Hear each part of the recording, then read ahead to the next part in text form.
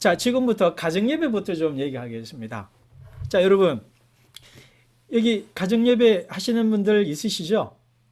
그리고 가정예배 꼭 하고 있는 분들 많으실 거고요. 그 다음에 가정예배 드려야지 하는데 못 드린 것에 대한 부담이랄까, 그런 아쉬움, 그런 거 있으신 분들 꽤 많으실 거예요. 제가 어디 가나 이 가정예배 드리는 법 얘기할 때 항상 하는 얘기가 있습니다. 가정예배 드리지 마십시오라고 합니다. 지금 갑자기 분위기가 싸해지는 느낌이 저한테도 상하이에서 이 부산까지 오고 있는데요. 가정예배 드리지 마십시오. 제가 왜 가정예배 드리지 말라고 그랬을까요? 가정예배 드릴 때 애들 얼굴 보셨어요? 이제 제 말 이해가 되나요? 가정예배 드릴 때 애들 얼굴 보셨나요? 제가 굳이 그걸 또 말하지 않아도 알겠죠?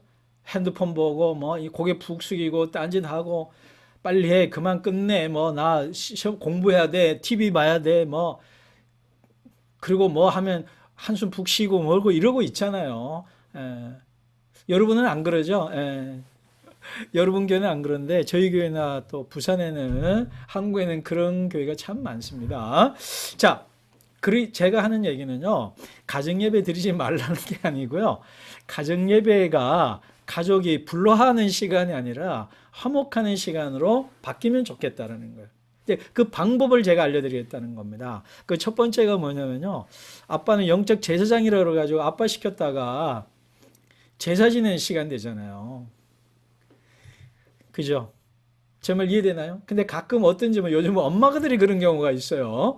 근데 이건 아빠든 엄마든 간에 내가 말할 때 애들 표정 보고 나는 제사 지내는 사람이구나 이렇게 보시면 돼요. 여러분 간단합니다. 내가 얘기할 때 애들이 어떻게 하고 있는지, 표정이 나를 보고 있는지 웃고 있는지 그걸 보면 알아요. 엄마들도 가끔 이런 경우가 있기 때문에 애들 얼굴 보면 됩니다. 그러면 어떻게 하면 되냐? 자녀가 제사장이라 이 말이에요. 자, 제 결론은 뭐냐면요, 제가 우리 교인들한테 좀 농담처럼 하는 얘기가 있어요. 목사가 무슨 하나님이냐, 내가 은혜 주머니냐, 여러분이 직접 읽고 여러분이 직접 은혜 받으시라. 이게 전신자 제사장 원리입니다. 그래서 가정 예배 드리고 가족이 화목해지는 방법은 아빠가 제사장이 아니라는 얘기가 아니고요, 애들을 제사장으로 세우라는 거예요. 애들을. 그래서 방법이 뭐냐? 설교를 누가 하냐? 아빠가 하지 말고 엄마가 하지 말고 애들이 하게 하라는 겁니다. 여러분 부모님들 어떠세요? 할렐루야죠? 그죠? 여러분 아빠들의 문제가 이겁니다. 진지충이거든요. 설명충이거든요. 그러니까 막 제사장이라 그러니까 막 가정예배 드린 설교 준비를 막 목사님만큼 열심히 준비해가지고 얘기하는데 빨리 끝내. 왜 재미없어? 막 이런 표정하면 아빠는 이제 갑자기 거룩한 분노가 막 생기는 거죠. 그러면 이제 야, 내 설교하는데 너 왜 그 표정이니? 이러면 이제 이제 불꽃 튀는 거잖아요. 그러지 말고요. 아이들이 설교하라는 겁니다. 그러니까 예를 들어 볼까요? 우리 아이가 유치부다라고 가정해 봅시다. 초등부다고. 그러면 어떻게 하면 돼요? 아이가 유치부 예배 드리면서 전도사님 설교한 걸로 주일 저녁에 집에 와서 설교하라고 그러세요. 이해가 되나요? 근데 아이들 특징이 어떻습니까? 전도사님이 사교 이야기 해준 거를 자기가요, 개작을 해가지고요, 창작을 해가지고, 없던 것도 보태고, 그냥 희한하게 얘기합니다. 그죠? 이게요, 아이들에게 엄청나게 도움이 됩니다. 이해되시나요? 아니면 이제 큐티한 걸로 하라고 해도 되고요. 그러니까 청소년들도 마찬가지입니다. 자기가 큐티한 걸 해도 되고요. 그 다음에 또 청소년부 목사님이 설교한 설교를 우리 조경영 목사님 설교를 듣고 썸머리 해가지고 집에 와서 엄마 아빠 앞에 얘기하게 하라는 겁니다. 자, 근데요, 이게 왜 중요하냐면요, 아이가 엄마 아빠 앞에서 발표하는 훈련이 되어 있는 아이들이 밖에 나가서 말도 잘하고요, 논리성도 있고요, 토론도 잘하고요, 발표력도 있어집니다. 그 다음에 여러분 경험 있으실 거예요. 우리 아이들이 회사에서 입사할 때 면접관들이 어떤 사람들이죠? 부모님들 나이입니다. 이해되나요? 근데 엄마 아빠 앞에서 평상시에 말하는 것이 익숙해져 있는 아이들은 밖에 나가서도요, 교수나 직장 상사들과 앞에서도 자기 생각을 예의 바르면서도 솔직하고 담담하게 말하는 게 돼 있어요. 근데 엄마 아빠 앞에서 말해본 경험이 없는 아이들이요, 밖에 나가서 권위에 주눅이 들거나 불필요하게 저항을 해요. 그래서 부모 앞에서 말하는 훈련을 좀 하게 하시는 게 필요합니다. 그래서 이게요, 너무너무 중요한 겁니다. 그래서 21세기형 리더는 말하는 능력이, 말로 다른 사람을 설득하고 감동을 줄 줄 아는 사람이 21세기형 리더입니다. 그렇기 때문에 집에서 아이들이 말하는 법을 배우고 말하는 실력을 가르쳐 주게 해야 됩니다. 예전에 이제 저희 때문에도 교회에서 중고등부에서 항상 이제 문학의 밤이니 뭐니 하면서 이렇게 사회성을 기르고 발표력을 기르고 리더십을 길렀단 말이에요. 근데 지금은 모든 문화가 교회 문화보다 앞서가 있기 때문에 어떤 면에서 못 따라가요. 그런데요, 가장 이럴 때일수록 좀 보수적으로 돌아갈 필요가 있는데 말하는 법을 가르치는 것, 이게 진짜 리더들입니다. 그래서 아이들이 말하게 하라는 거예요. 자, 그러면 문제는 그럼 엄마 아빠는 뭐 하냐 이거죠. 자, 엄마 아빠는 어떻게 하냐? 부모 공통 아멘 할렐루야입니다. 자, 여러분 질문 하나 합시다.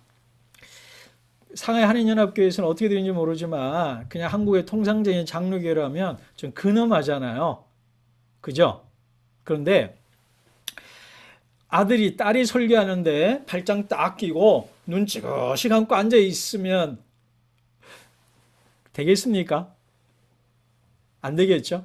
그래서 가정 예배 드릴 때는 오순절식으로 흑인교회처럼 예배 드리셔야 됩니다.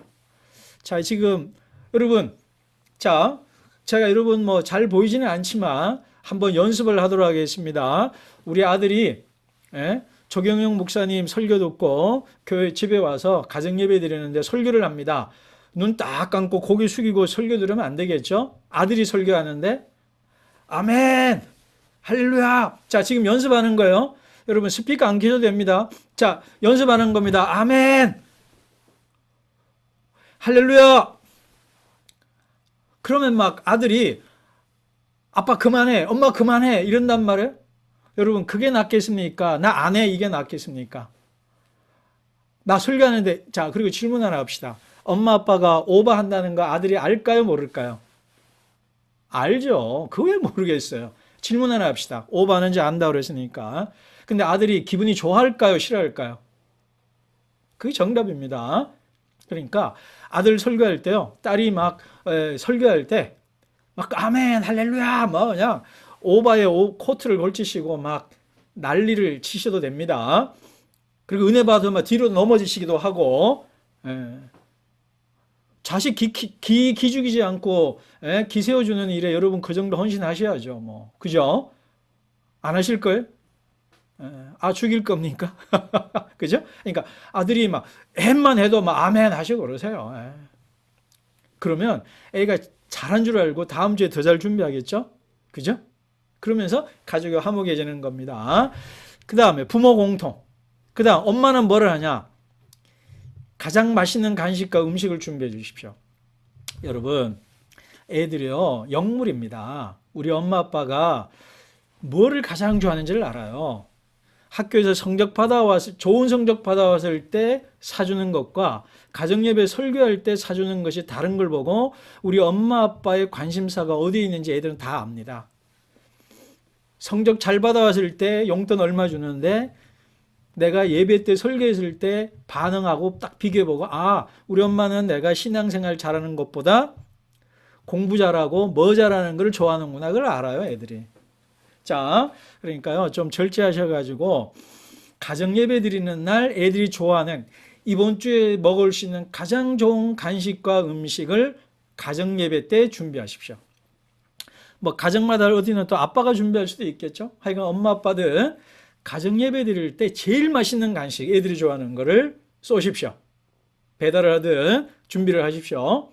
자, 그 다음 아빠들이 할 일이 뭐냐면요. 칭찬 카드입니다.